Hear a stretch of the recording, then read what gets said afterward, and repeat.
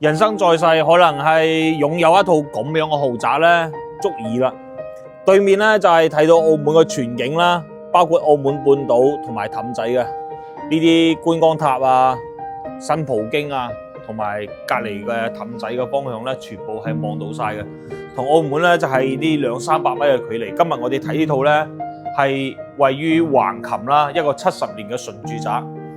產權面積咧係239平方。嗱，先嚟電梯間呢度睇下啦。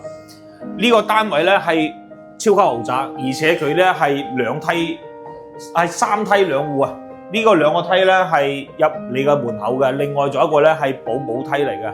3梯2戶嘅設計，一層樓咧只有2戶嘅啫，雙開子母門啦。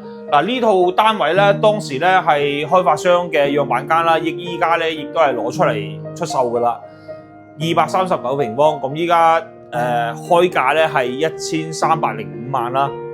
頭先我哋睇到啊，呢個整個客廳嘅闊度咧係有7.9米嘅，咁啊兩邊露台啦，打開咗好通風嘅。中西嘅結合嘅廚房咧亦都有嘅，出邊咧都係連接翻保姆間嘅位置啦，都帶埋保姆間嘅洗手間嘅。OK， 咁咧。視頻影到係點咧？交樓咧就係點樣交俾你啊！依家我哋全程都冇開燈影嘅。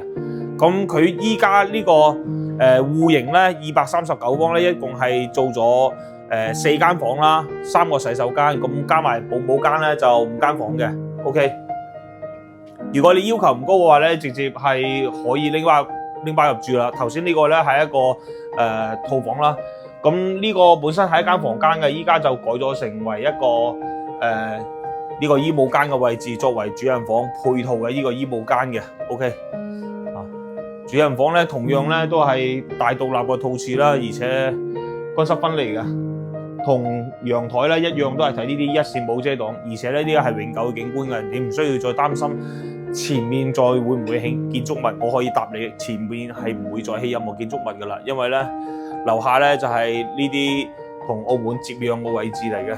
OK。嗱，咁呢套樓咧首期咧圍到可能要講200幾萬啦，先可以攞低嘅。但係咧呢啲豪宅買一套又少一套，喺橫琴嚟講咧，超過200平方嘅呢啲單位咧，講真本身都係比較少嘅。咁依家呢個單位咧隨時有得睇嘅，有興趣嘅朋友咧可以讓我實地現場嚟睇下呢套一線冇遮擋澳門景嘅豪宅。Thank you。